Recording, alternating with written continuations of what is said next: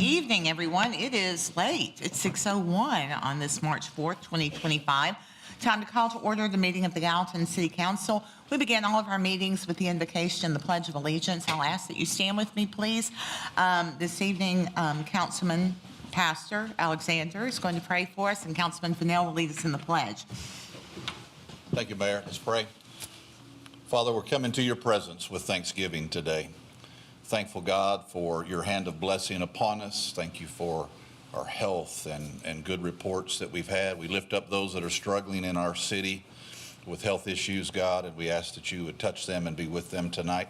Would you guide us, Father, and give us unity of mind and heart, I pray, over the decisions that would be the best for the city that we love. We ask these things in the strong name of Jesus. Amen. Amen. Place the flag. Pledge allegiance To the flag of the United States of America and to the republic for which it stands, one nation, under God, indivisible, with liberty and justice for all. I think one of the most important things this evening is to welcome back Ms. Kittrell. It's sure good to see you. Thank you, Mayor. Glad to have you back, and if you'll call the roll for us, please. All right. Vice Mayor Hayes, Councilman Alexander, Present. Councilman Carter, Present. Councilman Fan, Here. Councilman Fennell, Here. Councilman Jones, Here. and Councilman Juvance. Present. Mayor, we have a full house tonight. Sure do. Everybody's here. Thank you all for being here this evening. Tonight you have the minutes from the February 18th, 2025 council meeting for you to consider. Okay. Motion to approve by Vice Mayor Hayes. Second. Second by Councilman Alexander. Are there any requests for additions or corrections to those minutes? Seeing none being asked for, all in favor of approving them, please say aye. Aye. Opposed, say no. Minutes are unanimously approved.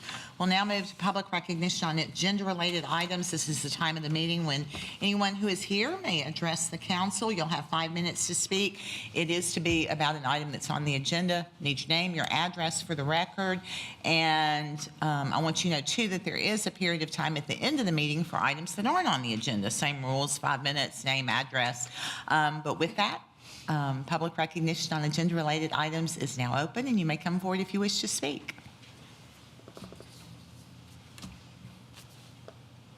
There's not a soul jumping up. So I'm going to say public recognition on agenda-related items is closed. We'll move to mayor's comments. Have just a few things this evening. I do want to let you know that I've been at the Tennessee Municipal League Legislative Conference yesterday and today. It's a really good conference with a lot of great speakers. Comptroller was there speaking, the Commissioner of F&A, some good educational opportunities, lots of review of legislation. There's a lot out there. All the department heads probably have something that they're watching, and I've got a bunch of things that I'm watching and making calls and sending comments about legislation that could help cities and legislation that could be an impact that we wouldn't necessarily appreciate. So we're working through some of those things, but it was a great conference and well attended. A lot of people from across the state. And then I believe that Angela printed out for you, I know that she emailed it, the budget meeting schedule. Okay, so you have that budget meeting schedule. They're actually going to begin in a couple of weeks. Looking forward to that. And then just a few events I want you to be aware of coming up.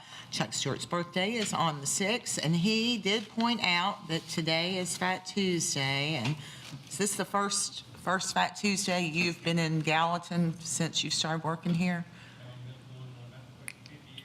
Oh, that hurts. So Louisiana guy's suffering today, or maybe not. But the grand opening and ribbon cutting tomorrow is happening also on the 6th for the Level 2 NICU at High Point Health. I think that's a significant addition to our community that they're going to be celebrating at 3 p.m. This Saturday is the Gallatin Shamrock Run for the public. Reminder that there will be some early morning traffic closures for this run that raises money for a great cause benefiting our teachers and students here in Gallatin. My favorite day of the year is Saturday, March 9th. That's when daylight savings time starts. The Casa Reverse Raffle is happening on that day. Councilman Alexander's birthday is on the 10th, and Councilman Vance is on the 11th. So you guys can have a party together. And then, as I mentioned, budget meetings do begin on the 12th. And so with that, we will move on to the regular agenda. And the first item on the agenda is a retail liquor store certificate of compliance for 136 North Belvedere. And for that, Ms. Kittrell, please. Mr. Stampley, if you'd like to come up, please. This is to the council members. Every time a liquor store sells, then we have to have a certificate of compliance that goes to the ABC that tells them that they have met all the requirements of the city. Their requirements are that they are in the distance. This one is an established liquor store, so they were grandfathered in, so there was no requirement on that. But they have met the zoning and all the other requirements of the city, just need confirmation from this body. And these are the members and the attorney that's representing them, Joel Stampley, tonight. Yeah. If you have any questions. These the new owners? I heard. This is Lalit Kumar, Kumar Patel, and Prafula bin Patel, husband and wife, live in Gallatin, and they're purchasing an existing liquor store off North Belvedere, Liquor World by Walmart Supercenter. Off Old You're Mac. Sonic. Yeah. You're Sonic. So, Yeah. yeah. So, Congratulations to you. So, entertain a motion from this body? Motion, send them. Second. Motion by, it's just a motion to approve. A motion by Vice Mayor Hayes, second by Councilman Fennell. Are there any questions, any clarification anybody wants about the process? If not, all in favor, please say aye. Aye. Opposed? You are unanimously approved. We wish you much success. thank you. I'll get this signed to you and get it to you. Okay, item number 2 is second reading on ordinance 02410-63, and for that, Councilman Alexander is recognized. Thank you, Mayor. This is an ordinance of the City of Gallatin, Sumner County, Tennessee, zoning 106.91 plus or minus acres not zoned to the R8 PRD medium density residential planned residential district and rezone 26.65 plus or minus acres from the R40 low density residential district to the R8 PRD medium density residential planned residential development district with a preliminary master development plan for Kirkpatrick, Gallatin, located south of Nichols Lane and west of Woods Ferry Road, authorizing the revision to be indicated on the official zoning atlas, repealing conflicting ordinances, providing for severability, and providing for an effective date. Make a motion to discuss. Second. Motion to discuss by Councilman Alexander, second by, I'm gone totally blank. Councilman Carter. Councilman Carter. I was like, I'm still not used to you sitting there. Second by Councilman Carter. All in favor, please say aye. Aye. Opposed, say no. Open for discussion. Now, I don't know if you all want Mr. Rose to come up and refresh you on this, because it has been a while. Motion to suspend the rules. Second. By Councilman Carter, second by Councilman Alexander. All in favor, say aye. Aye. Opposed? Mr. Rose. Good evening, Mayor and Council. So yes, it has been a while since this property was discussed. If you recall, kind of the latest changes that were requested of the developer were in regards to the elevations for the smaller product within the development. They had some 30-foot wide product that's going on to their 40-foot lots and their 42-foot, the 42-foot lots really, which is the ones that'll be non-alley fed, which were subpar. And if you recall, there had been some pages that were sent around to the council members. They looked at them and they pointed out a couple of them to say, hey, these are really bad, just take these out and, try to redo the rest of them so that they look a little nicer. So what we have If you can turn the PowerPoint on for me. We've had them put those new elevations into the proposal, and I'll pull that up here in a second. So, oops. So starting with these black and white drawings here, the color ones had been previously already in the PMDP, and there were additional color renderings that were removed and replaced with these black and white drawings, which they're the same homes but have been redesigned to have better architectural quality. They've added the garage doors are now carriage doors. They've brought the brick up, in many cases up to the roof line, and raised it even on the lower sides as well. Added some additional architectural enhancements. The lights have been updated and look a little nicer. So all in all, staff was much happier with this version of designs than the previous version, which appeared to be pretty plain and not as interesting. So we were happy with the changes on this 30-foot wide product. We had already been pretty happy with the other products, which are for the wider lots, which is the ones that you see in color here. We did ask them to at least make considerations to update these ones as well with the carriage doors and such. I don't know that the elevations, the elevations didn't change for these ones, but if you all wanted to request that they make sure that they match so that the development kind of seems coherent across the board for all the sizes of units, that would be up to you. But that's pretty much the major changes that happened as far as the elevations are concerned. I'll notate the original request for the number of dwelling units had been around 293 or so. Because of the change with the previous conditions of approval, which made it so that these units were 75 feet wide lots, and that a number of the ones that had been scattered throughout were increased to the larger lot size. It's a 52-foot lot size. That decreased the overall number of units down to about 278 units. So that's the current count that is being considered right now. And just so you know, that density number is right at about 2.14 dwelling units per acre, which that's within the comprehensive plan for suburban character area. That's a 2 to 5 dwelling unit per acre density goal. So 2.14 is just above the low end on that. They are providing 56% open space within the development, so that's actually double what they are required. The requirement is 28%, and they're providing 56. So that's really the crux of, I think, the changes that have occurred. I know the developer is also here, and if you had questions of him, he'd be able to give you more detail on that, but I'd be happy to answer any questions if you have any.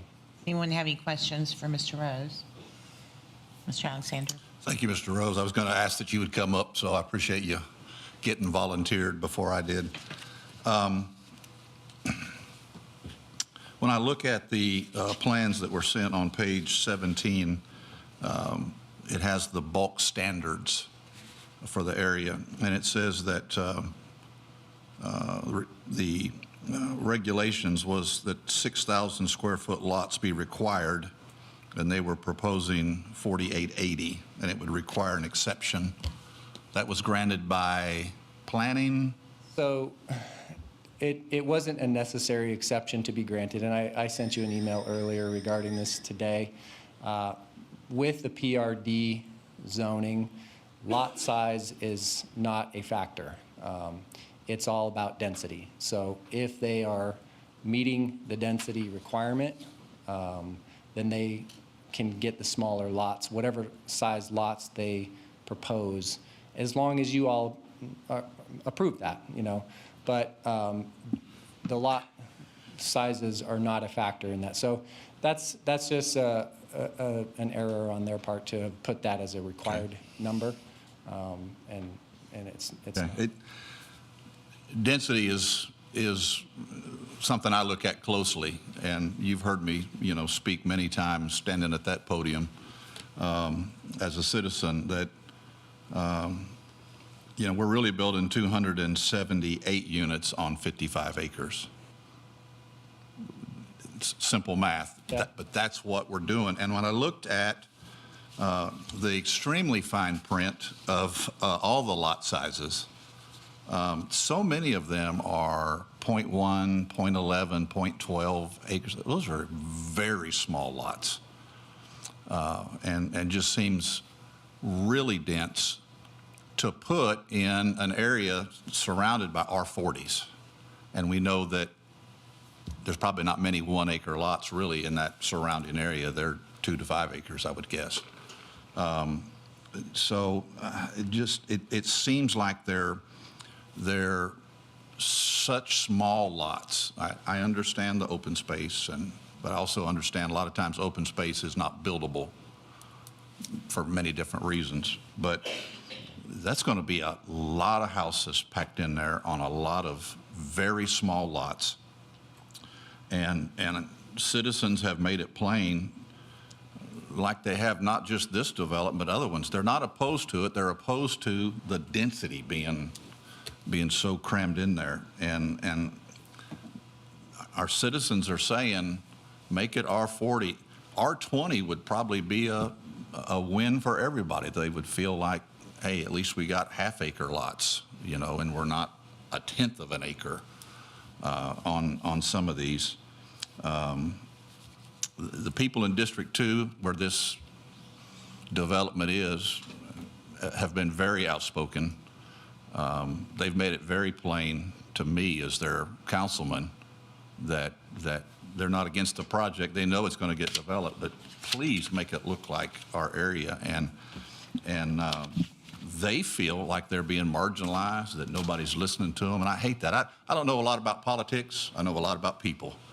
And just when they feel that way, right, wrong, or indifferent, we have to look at what's making them feel that way, and it seems like nobody's listening. I know this is an important project. I know the city wants this so that you can connect Clear Lake Meadow Boulevard all the way to Peach Valley, but And I don't think he's really addressing this to you because you're not the one that debates. I hear what you're saying, and I understand that there's always this disconnect. We've had these conversations so many times. At the same time that there's legislation trying to mandate this kind of development, we have a directive from the President of the United States that's saying you've got to build more affordable housing. You have to, look to the future and figure out how you're going to preserve the land for the growing population. And there's a crisis all across the country, and especially in Middle Tennessee. And we know how much housing costs, and we know how much, one linear foot adds to a project. And when you're trying to get people into homes, this is the way developments are being built anymore. The cost of infrastructure, the cost of stormwater, the cost of materials, the cost of labor, those things that were so different when homes were being built on 1 and 2 acre lots. And I think that's the difference. And I understand why people don't get it, because they're not the ones faced with solving these problems like we are. And so I think that there is just always that disconnect, and it makes me sad because I feel the same way. I don't want to live in a neighborhood where somebody's really close to me. I like living how I live, but young people can't afford those homes, and older people can't find the homes to downsize to where they don't have the yard to take care of. And I survey people all the time. I mean, just random people, what are you looking for in a house? And it shocks me how many people want no yard. And it's, Yeah, but Mayor, I would say that we've got developments on larger lots. They're not sitting empty. I agree, but they're also, People are buying them. I had two that I sold in the last couple of years that I sat on for quite some time. They were larger lots and they didn't want to take care of the yard. But I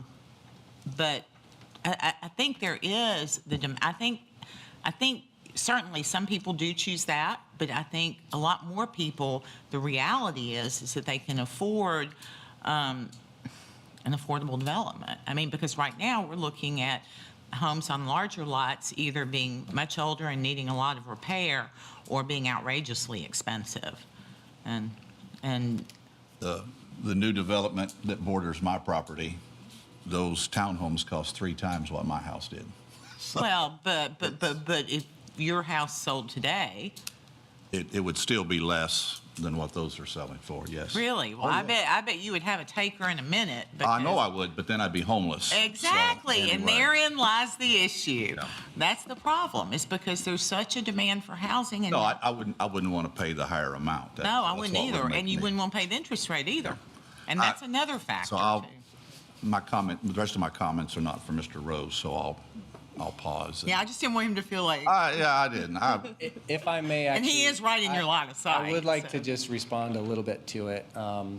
So the concept that these newer developments are coming to us with is a cluster type style concept, right? It's not using every bit of acreage to create the lots, but it's reserving that acreage as usable or potentially within, easements or drainage or other areas. But open space that's available to the public for use. And trails are built within them, development amenities are built within them, places where people can go and recreate or walk and run and ride their bikes and things like that. Oh. Those are things you don't get with the older style development, which if you went with a straight, 2 acres or 2 dwelling units per acre spread on this development, you could still get 200 lots on it, but you would have to disperse all of that public usable, potentially usable open space into each of the lots, and none of it would be available. It's similar to if you drive through Bay Point, for example. Those are nice lots, nice homes, but none of that space in that development is public open space at all. But I would So say, it's Mr. Rose, that clustering it, and it's making that right available next for door at the public. Nichols Circle, there's people walking that circle regularly. Right, but So anyway, yeah. One thing I wanted to say. I don't want to, and if you I felt know, like I I know. was hammering you. But one thing I did want to say about something he said, that I think a lot of the public often has the misconception that green space is then going to be developed later. And I think it's important to know that, no, that is perpetually preserved green space. And I think the clustered community, I mean, when we start talking about the way that you develop the clustered community is the best for the long-term maintenance of the city is another perspective, because you're talking of less infrastructure to maintain. And so that for a perpetual maintenance circumstance is better, considering you have tax revenue coming from more citizens to pay for that. You always hear the conversation about residential property, does it pay for itself, does it? And it depends. If it's a $5 million house on an acre of land, yeah. But if it's a $200,000 house on 5 acres of land, that maybe not so much. And so, you kind of have to look at those things for the long-term sustainability of the community.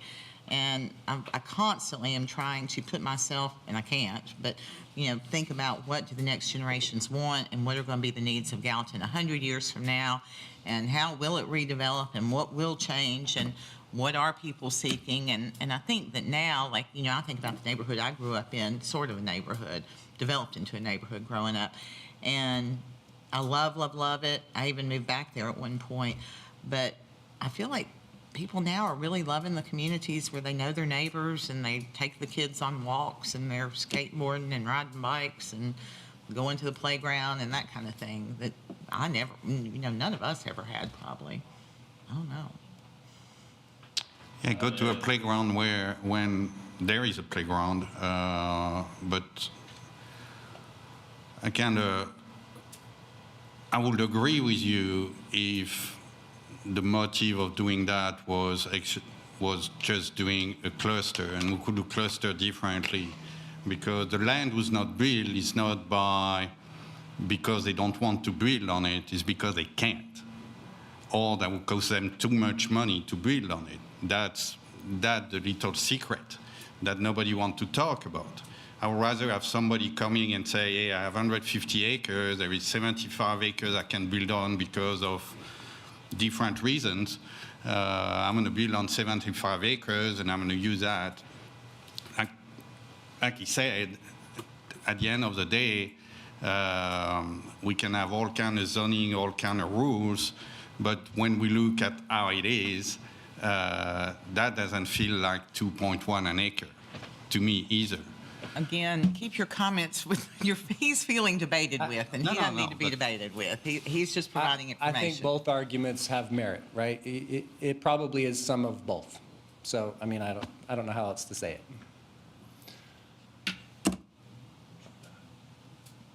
Other comments, anyone? Any questions? Did you want to hear from the developer? Yeah, I have more to say, not to Brian, but Let him finish his speech, not and then done. you can pull it. again, I go back to the lot size.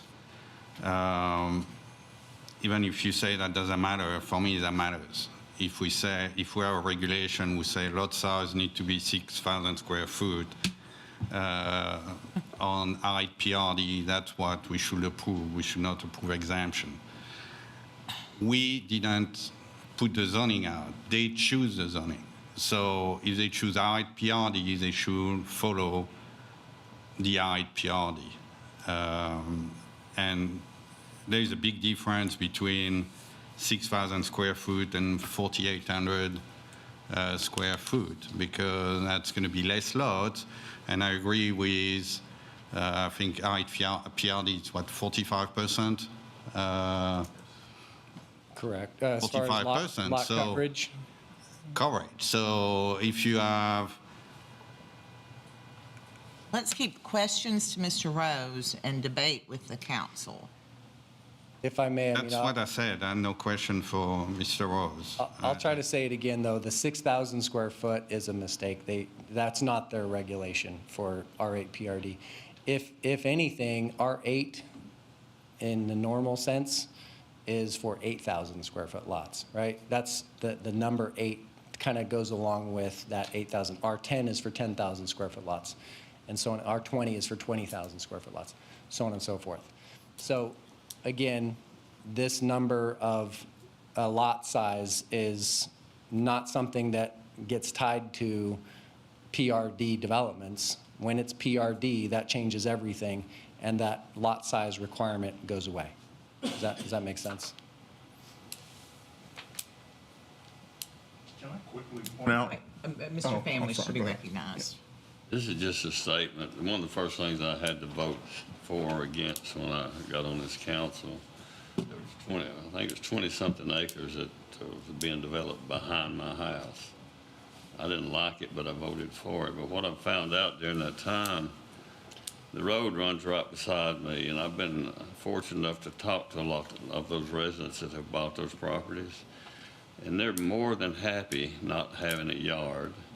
They're happy being able to walk a sidewalk. It's got a wide road. Most of them walk on the road instead of the sidewalk.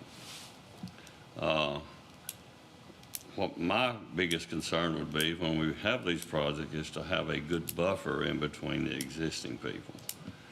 And this is the world we live in now, and that's what Middle Tennessee is becoming. It's not just Gallatin.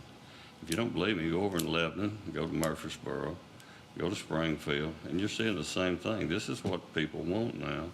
And if you're going to develop your city, it's what you're going to have.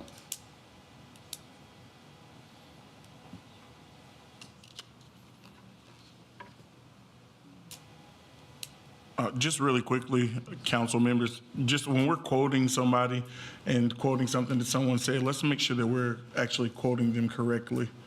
Because, I mean, it looks bad on us and on them if we're saying they said something they didn't say. And in Mr. Rose's defense, I don't think that he used the verbiage, "it doesn't matter," since he's been up here speaking about this development. Sorry, don't want you to feel on the spot. What are we talking about? Any further questions for Mr. Rose? Can we let him sit down? Yeah. Thank you, Mr. Rose. I just pulled the zoning ordinance on the PRD, R8 zone district, PRD, maximum permitted density per gross acre 6.0, required open space 28%, permitted lot coverage 45%, minimum lot size square feet 6,000. That in our zoning ordinance for PRD district. So I don't understand the square footage doesn't matter. I don't understand that comment. I sent an email earlier to Mr. Alexander answering this question. There's another section in the ordinance that clarifies, and it basically states that the regulations for lot size are not regulated. So You feel it's a conflict, or is it just an additional explanation as you move in? How do you, I mean, I don't know. I mean, I think that's got to be, I think it's messy writing of the code that needs to be cleaned up as we move forward, but That's we're being perhaps- consistent with interpretation Yeah. with that. Yeah. Thank you. all I can say is the other section that I was referring to does say that lot size is not restricted or regulated. And it's a couple sections prior to that table. I'm familiar with that table in the ordinance. But, thanks. Discussion? We're only with a motion to discuss, you all, just for the record. So you keep us. Yeah, I'm just looking again at lot size. 94% of that development have lot size were 52 foot wide or less. 94%. That's kind of ridiculous to me. And we require the banks to have bigger lots, and on the banks, only 80% were under 50, and 20% were over 60. And the lot adjacent to neighbored properties were 84 lots. And I think, because we talk about consistency, that's what we should do. We should have the same thing we had for Log 4 for the banks apply there, because where are we gonna go next? That means we know what's coming.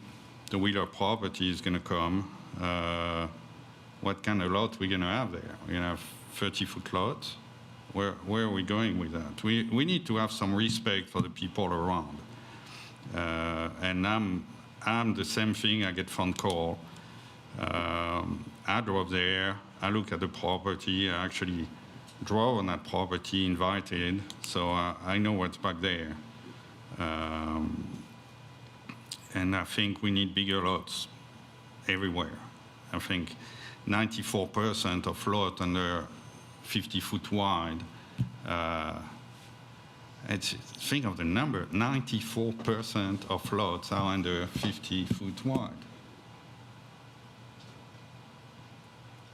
That doesn't make sense to me. So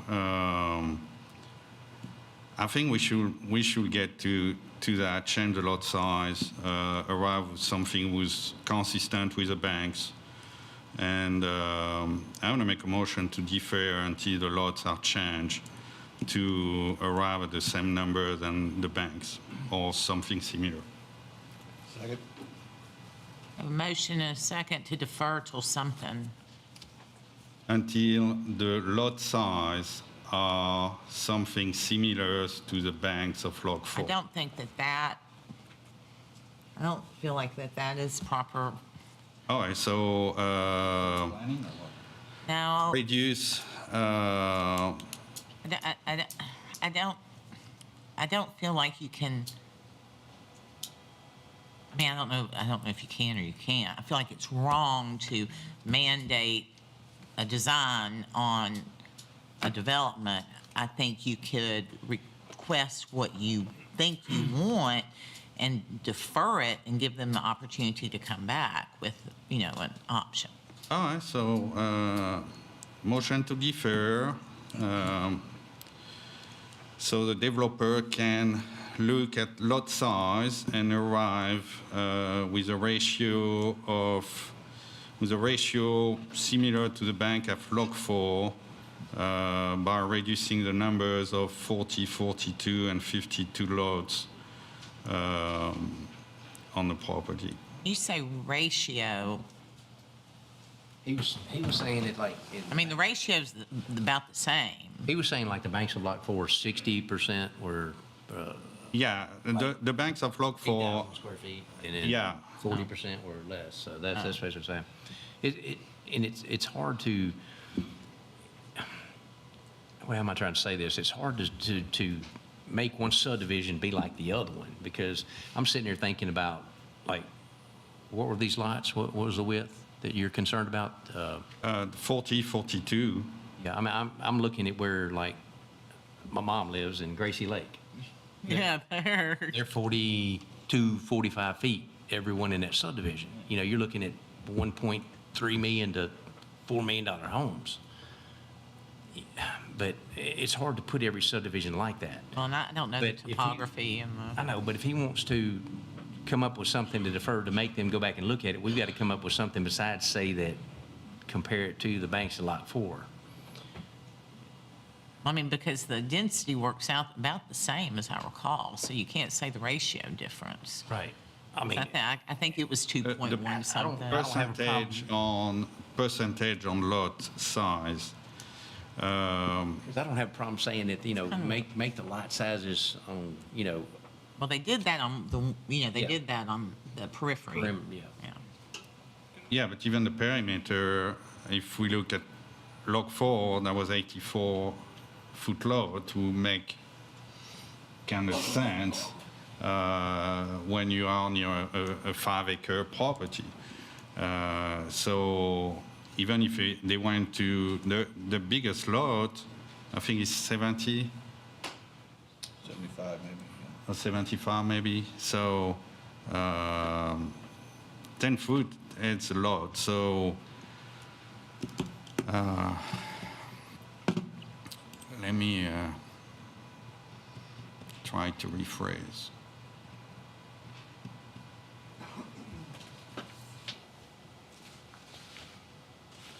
I think your framework would work if you just said something along the lines of motion to defer to whatever time, asking the developer to come up with more diversity in lot size. I mean, I think they probably have a good indication of what it is. Yeah, I can agree with that. It's not really more diversity because there is four lot size of 5, but I would like to see for sure a bigger lot on the full periphery of the property, not just on one. Now, I think they did that, and I think the feedback at that time was how pleased everybody was. Probably not me, because I don't think I got pleased by that development once. Well, yeah, I mean, I think that's accurate. I think you're not going to be pleased whatever they do, right? I mean that in a friendly, funny way, not to be snarky. No, yeah, I don't take it like that. Don't worry, Mayor. I have humor. I have a good sense of humor.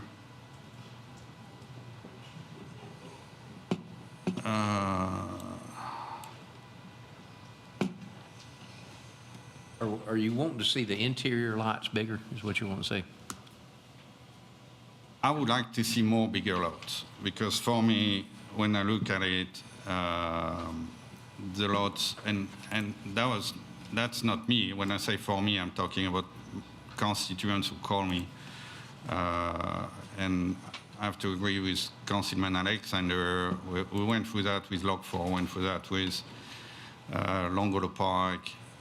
And at the end of the day, the argument is we need more affordable, but again, that's not going to be affordable.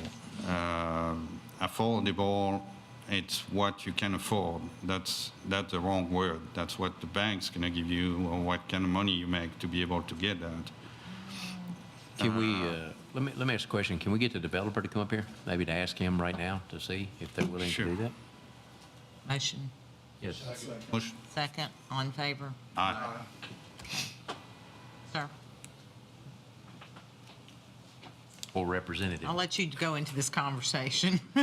Yeah, the mayor wants to go away from it. What, can I ask a question to him? Yes, please. All right. Does he need Good his evening. name? For the Name and I'm Josh address Rowland for the with record, please. Kimley Horn representing the developer. So y'all changed all the lots on the outside, correct? Yes, Size. we had our smaller lots in some areas, and staff had asked us to, one, make all the lots on our western boundary, the 75-foot lots, and to move our 50-foot lots to some of the other boundaries as well. Some of the other items that we've done over the course of this that Mr. Rose explained is, we've reduced the amount of the smaller lots, and, I think what staff was most concerned about was the front load garage lots that are 42 feet wide. At one point, we had, I think, about 45% of those, and we've kept those below 30% on the plan now. So, again, we've reduced lots by about 20 lots over the course of this exercise. And Councilmember Jovan, you had mentioned there being in excess of 85% of our lots being less than 50. Right now, between our 75 and our 52-foot lots, those are over half of the lots in the development. And then when you factor in the alley lot, now those are 42-foot lots, but it's a different product. It's a much larger home than what goes on the other 42-foot lots that are limited to the 30% and less. It's just because the garage is on the back and we have to build an alley on the back as well. You can fit, a nice, 2,500 to 3,500 square foot home, 4 and 5 bedroom. I mean, those homes are comparable to the 52-foot lots and the 75-foot lots as well. So again, our small product, and affordable is a word that's been used tonight, but attainable is really, I think, a better word to describe, what builders try to create in each community, which is a couple of different price points, so that you've got, maybe it's your first time move up buyer, somebody that's getting out of the townhome they bought or getting out of their first time home, and just creating those higher price points, the mid price points as well. So I just wanted to point out that we don't have 85% of our homes that are less than 50%. It's really, in terms of the price point, it's really that 30%. I want to rephrase. When I was talking 50, I was including the 52. Okay. So it's actually, I can't even read what's typed on my paper. I need bigger glasses. What's going to be your price point?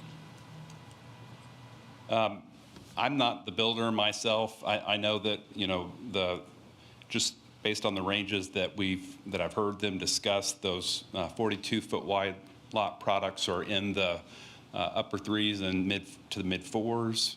The 52-foot product are in the mid fours to up to 6, and then those 75-foot lots are going to be north of that. So again, it's if like folks have mentioned tonight, I really appreciate the the discussions. I think everything I could have said has already been said this evening in terms of, attainable housing.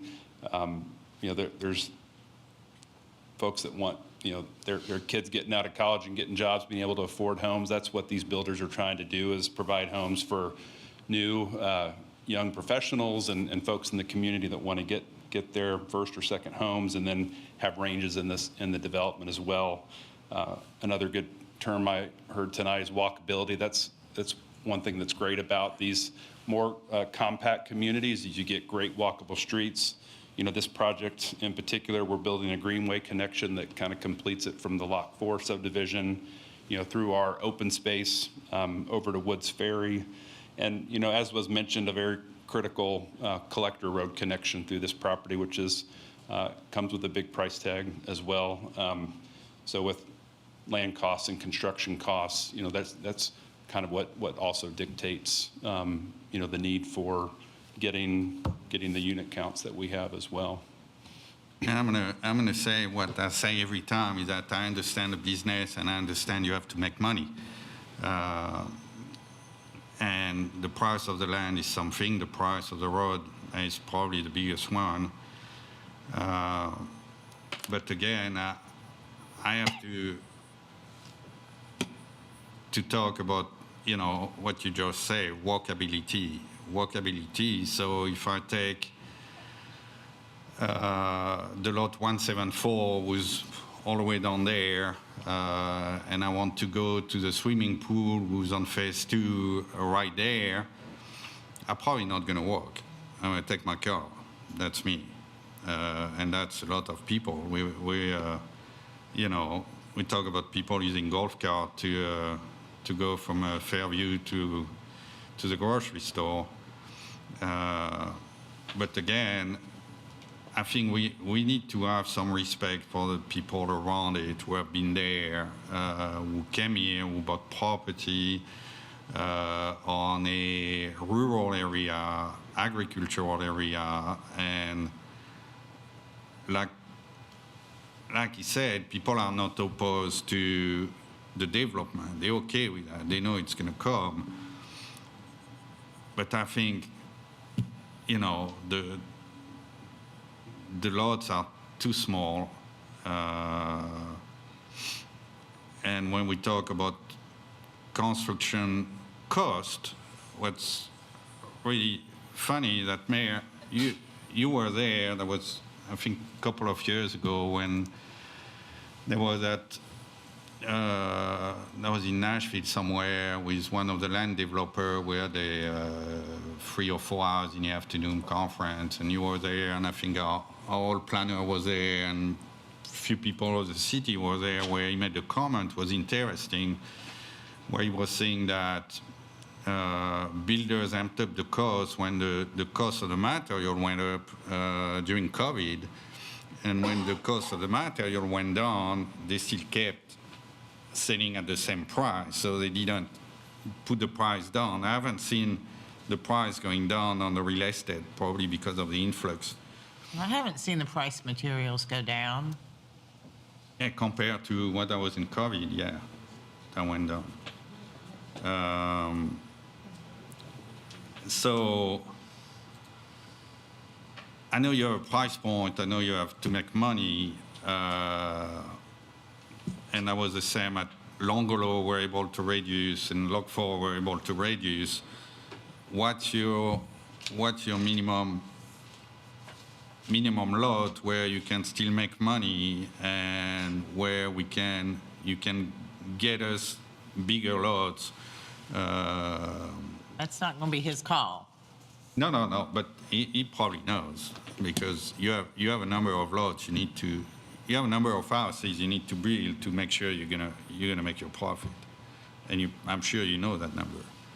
So can you look at that and come back to us with, if my motion carry, come back to us with a proposal where I like the bigger lot on the side, but I would like to have something comparable to Log 4 would be 84 and not 75, and the same near Nicole Circle down there, at least have few bigger lots down there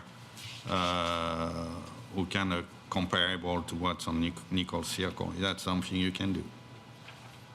I appreciate the comments, and I certainly hear those comments, and just want to reiterate to the council that, we have been through a similar process that Lot 4 went through with increasing lot sizes, reducing the amount of smaller lots, reducing our overall lot count and density. This is the plan that we need to move forward with this project at this time. And so, if we're going to follow the board's direction, obviously, but we feel like there's been some good improvements made to this plan, and it's a plan that we're requesting your approval of this evening. Right now, we have, well, you kind of have a motion. You haven't really defined your deferral.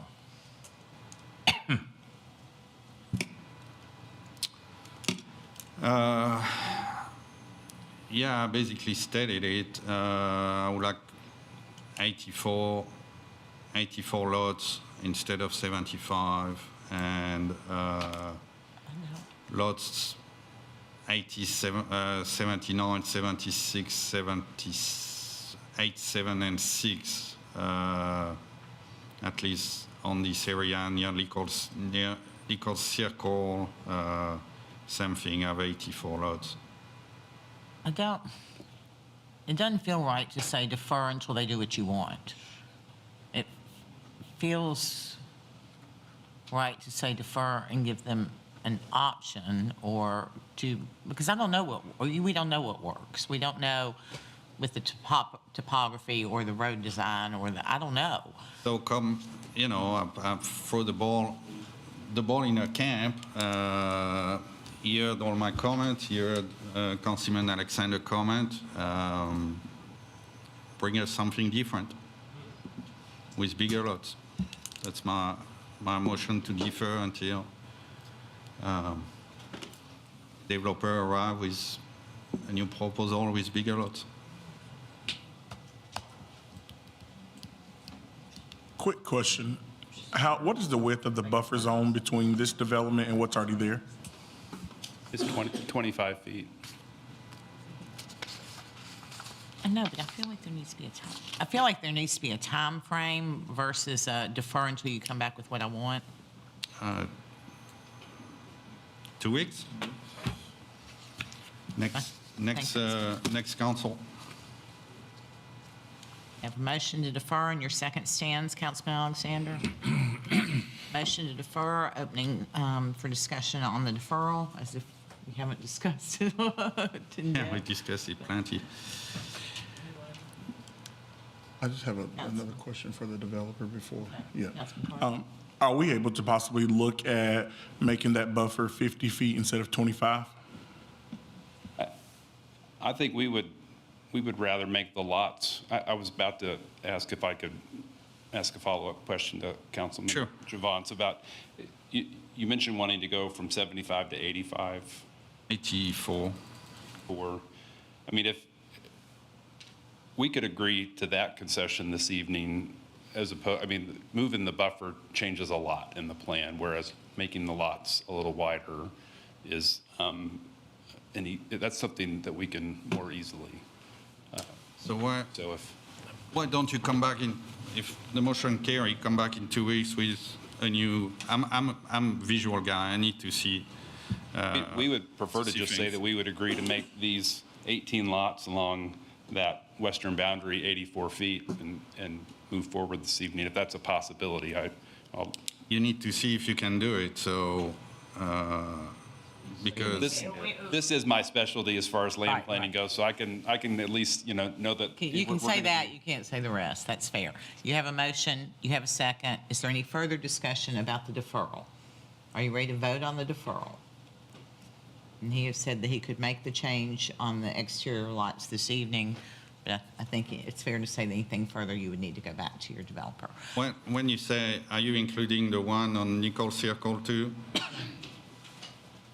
I'm just talking about those light yellow lots that are adjacent to Nichols. Yeah, but I asked you about the 5 lots near Nicole Circle too, on the phase 3. Which numbers are those? 80, I would say 80 to 77.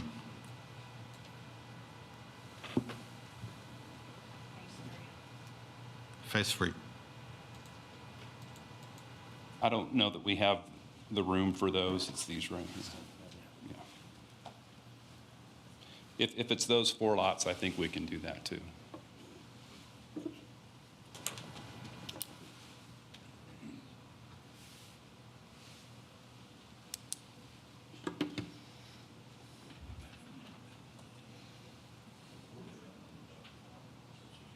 Buffer is what it is, and we still have the vote on the deferral unless they want to be satisfied with what he's offering. I like to, I'm visual, so I like to see. Okay, so we have a motion and a second to defer. Y'all ready to vote on that? All in favor of deferring, say aye. Aye. Opposed, say no. No. Okay, Ms. Kittrell, please.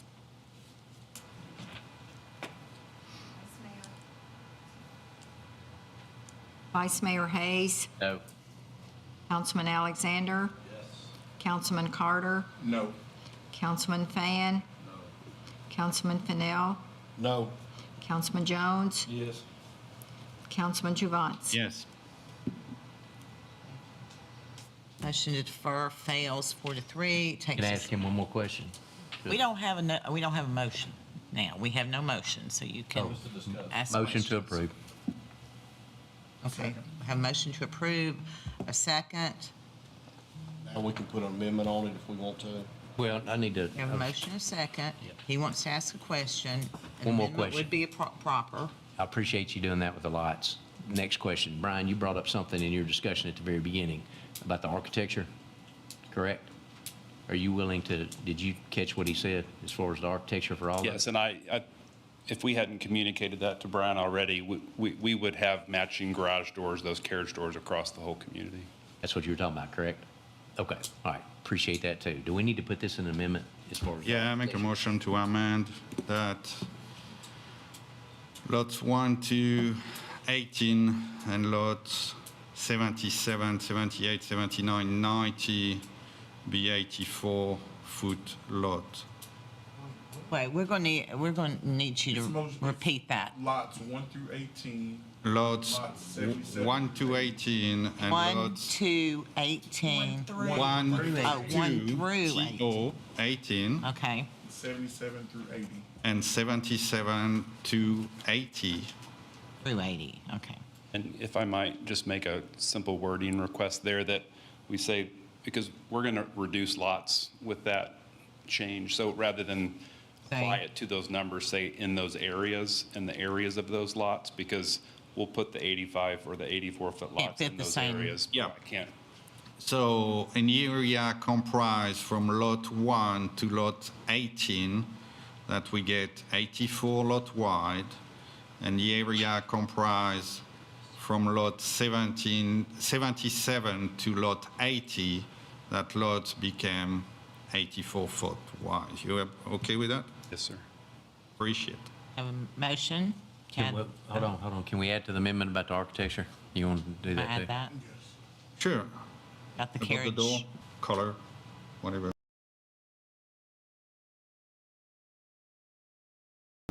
Is there a second? Your second. Verbiage, don't we? Well, no.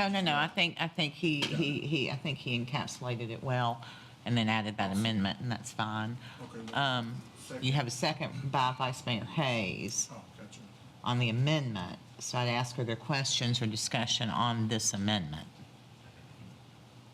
Okay, let's vote on the amendment. All in favor of the amendment for the lots in the area of 1 through 18 and lots in the area of 77 through 80 be 84 feet in width, and that the architecture include the upgrade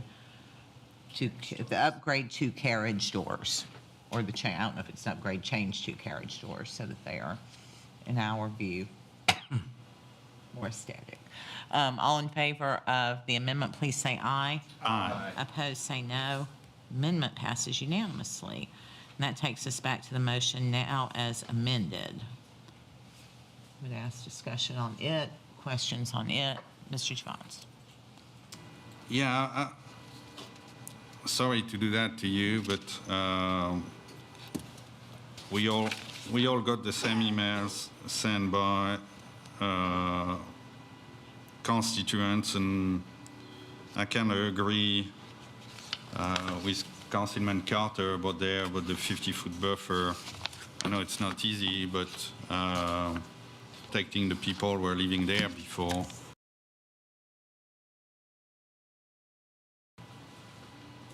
I think where we have already residences established there, we should have a bigger buffer than 25. So I don't know if that goes where, what you were thinking too.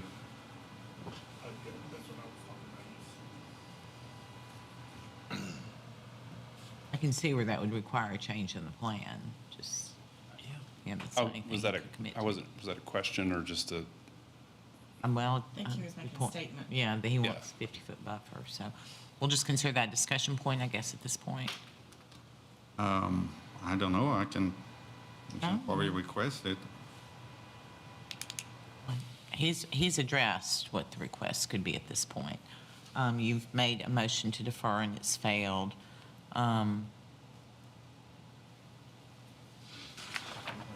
Other questions?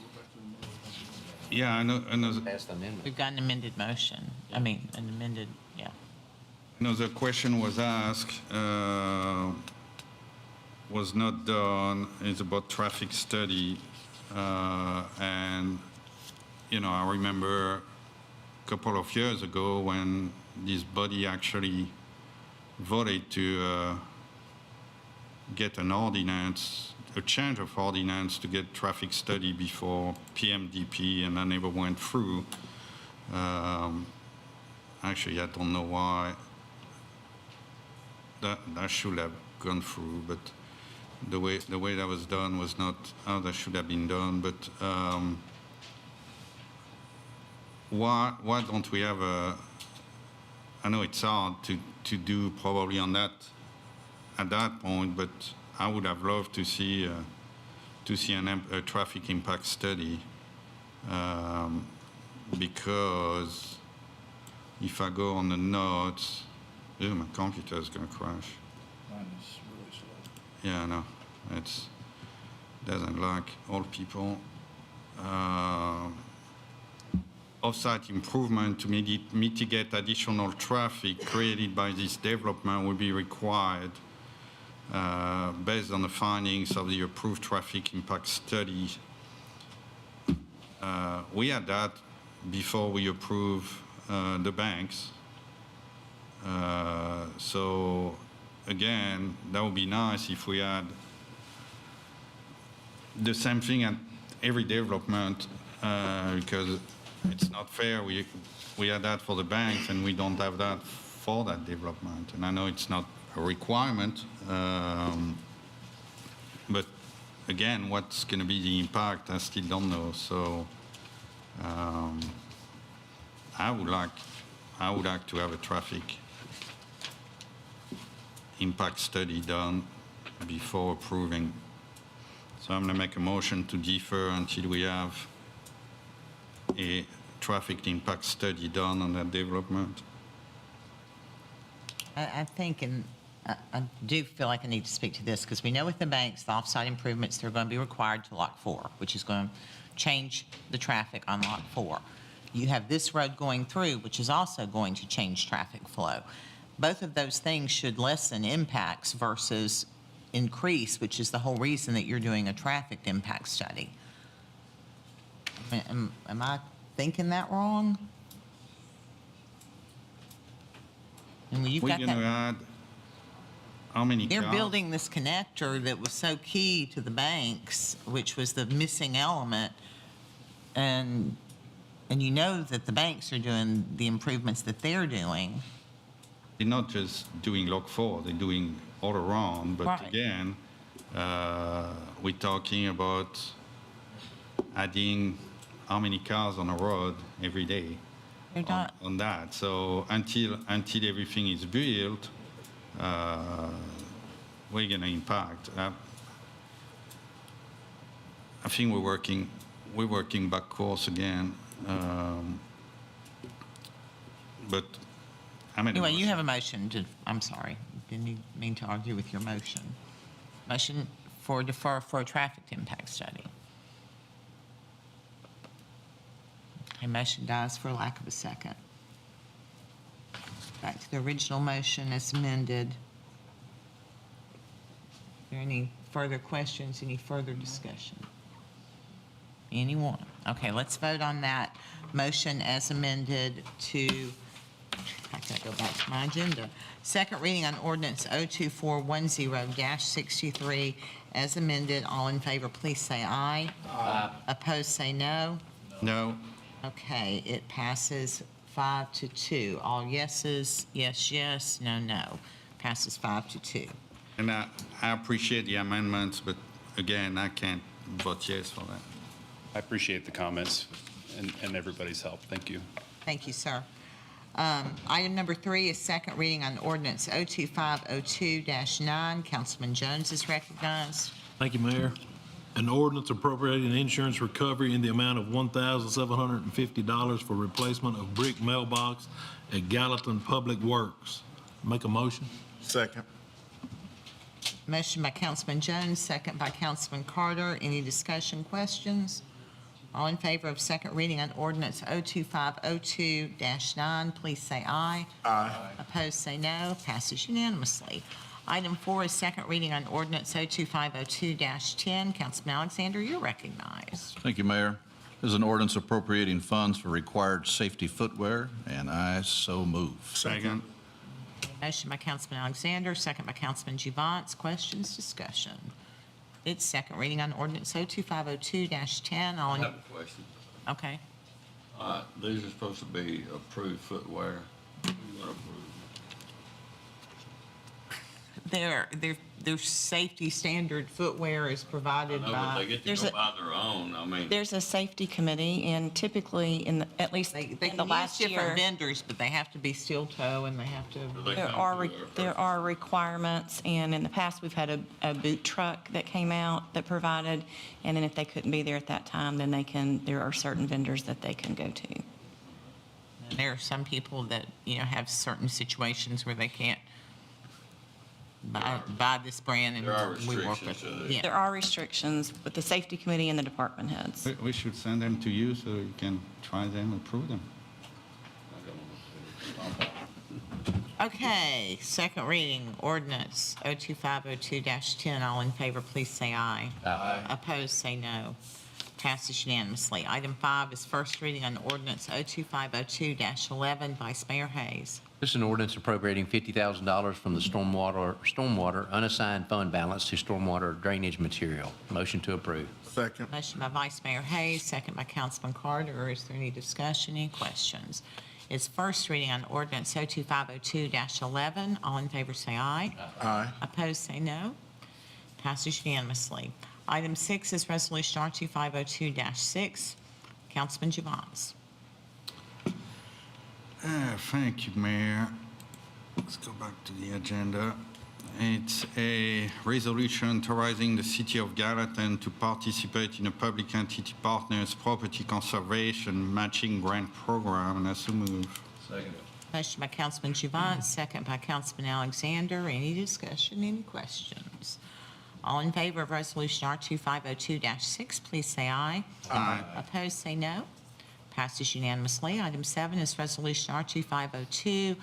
Councilman Carter. Thank you, Mayor. This is a resolution to approve updated title and job description for Assistant City Engineer, Stormwater to Stormwater Utility Administration Director in the Engineering Department. I so move.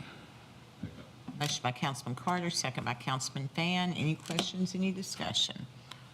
All right, it's resolution R2502-7. All in favor say aye. Aye. Opposed, say no. It is unanimously approved. Concludes the regular agenda. It brings us to other business. I do have just 2 quick items. Really just asking if you have any opposition. I intend to write a letter of support for Historic Downtown Gallatin for them to submit for, I think it's a General Motors grant, to improve the alley that is by Ovation. They have an old plan that they're going to submit for that, just to make it kind of a more placemaking type environment. I think they're really not sure of, what it would finally look like, and they would work with us on that, but they have to get the grant application in quickly as these things happen, and I'm gonna write a letter of support unless you have objections. Seeing no one with objections, very good. The other thing is I'm also going to write a letter of support for the Prevention Coalition. Apparently, the county commission is considering working with them to obtain the Old Children Are People building. It's the property where we actually have our impound lot. They've reached, well, I'm actually on the board, but, they would love to continue the relationship that we've had with the county using that property for our impound lot. But just tell them that, we would enjoy having them as neighbors, and we would, be glad to continue to work with them unless anybody has any problem with that. Sounds good. And I'm gonna say the chief approves too, since they're the neighbor. So, all right, that's all I have. I'd ask anybody else have any other business? Yeah. Thank you, Mayor.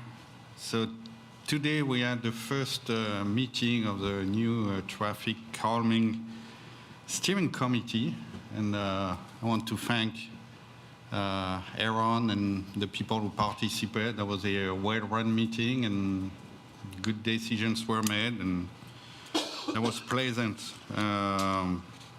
That went like a private business. It was refreshing. And I got asked a question a couple of weeks ago. So last week I asked if we could get an update on Phoenix, on Project Phoenix. So I would appreciate if we could get that, where we are and what's going on. When you asked at the work session, I put it on the agenda for next Tuesday. Okay. Is that sufficient? Yeah, perfect. And we were supposed to do a salary study in-house. Working on it. Great. Thank you, Mayor. A lot of work on it. And on the events, I was going to add it at the start, but you didn't let me chance to do it. We have on March 22, and if that could be I put... see pancake breakfast. Yeah, I can't read anything else there. Pancake breakfast at Longolo Jamboree, where all proceeds go to scholarship in Sumner County, including Beach High School, Gallatin High School, Liberty Creek, Andersonville High School, Merrill Hyde, Portland, Station Camp, Westmoreland, and White House. So I don't know if we could add it, if you give me authorization, or to add it on the website, on the city website as an event, because that's great. I'd add it to, most of the events go on the Chamber of Commerce calendar. That's where events go. If you want to add it to Angela's list of events, just shoot her the flyer and she'll do that. Perfect. What time? You didn't say that. Start at 7 a.m. until 11 a.m. And there is, like every year, there is a silent auction, and there's always plenty of good things. And to save everybody, I would not make pancakes this year. I would stay on the other side. I got told my pancakes were too big, so they were not making enough money. Even if I made special one with chocolate chips. Thank you, Mayor. Impressed. I didn't eat it. And Edlin Graham did like her chocolate chip pancakes. I know she did. For her, not me. Yeah, yes. Yeah. All right. Anyone else with any other business? Okay. We will now move to public recognition on non-agenda related items. You may come forward and speak if you have an item you'd like to address that's not on the night's agenda.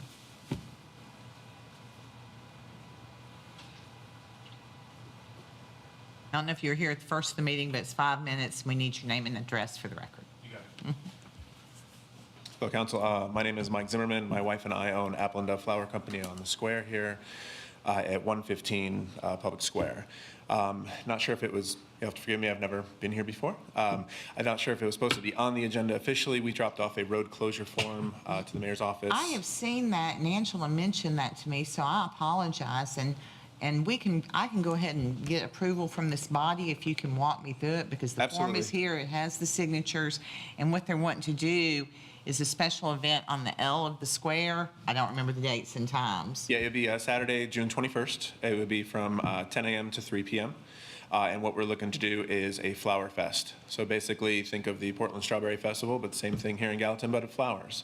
So it would be all of our flower farms, because we run the Nashville Cut Flower Collective, which is a collective of Middle Tennessee flower growers.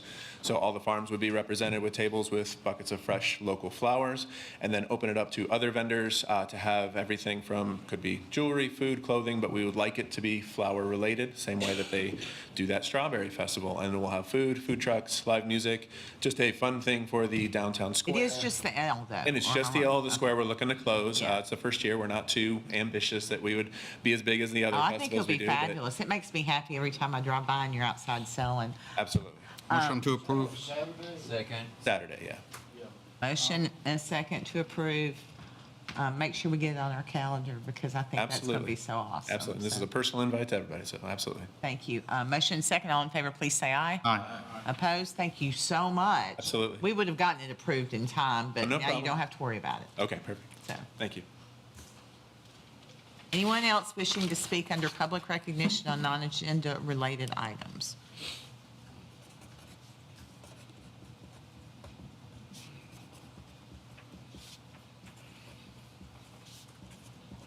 Yes, so my name is Anthony Villapiano. I live at 138 McDavid Street. I was coming here today because I'm currently dealing with an issue with my sewage backing up into my house at the tap. I was told by the city sewer department that it's my responsibility to dig up the street and replace the tap. I wanted to know why that is. I actually had to come to your office, Mayor, to go ahead and address that on Monday last week. Spoke to the city admin. She CC'd a bunch of people in an email, and so far the only one who actually responded was my council member, Todd Alexander, who I'm actually really grateful for because he has supported me, took the time out of his day, even when he was at a funeral, to go ahead and contact me when no one else did. So I just wanted to bring that to everyone's attention that I'm being told that it's my responsibility to dig up a street that I can't dig up. Thank you. We'll respond at the end of public comment. I probably shouldn't have responded to the guy in front of you, but I remembered that that was something I was supposed to have taken care of. So when we conclude public comment, I'll say something for you. Thank you. And we can help you after the meeting, too. Thank you. Okay. Anyone else wishing to speak under public comment on non-agenda related items? Okay, public recognition on non-agenda related items is closed. I will go and address the last gentleman. I didn't get your last name, but I think I know what this is about.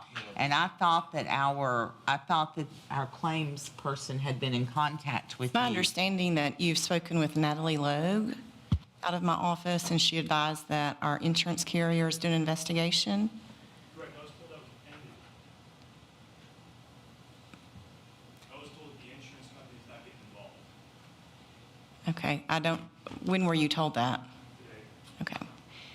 Well, I haven't received that information.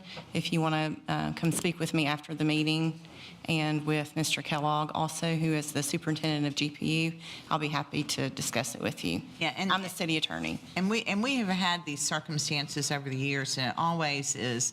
In fact, I added it to my insurance because I got so worried when I heard about some of the issues that people had. The issue is always about, is it on our side or is it on the homeowner's side? And that's the determining factor. And I can't tell you your circumstance, but between public utilities and insurance, although I'm really surprised the claims adjuster checked it out so quickly.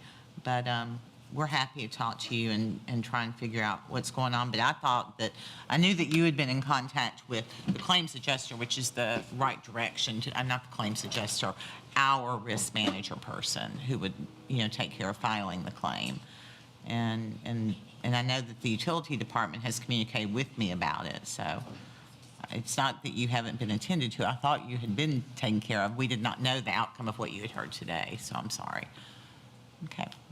All right, so that brings us to the last action of the evening. Motion to adjourn. Motion by Councilman Carter. Second by Councilman Alexander, I think. All in favor, say aye. All right, everybody, have a great evening. Have a good rest of the week. Take care.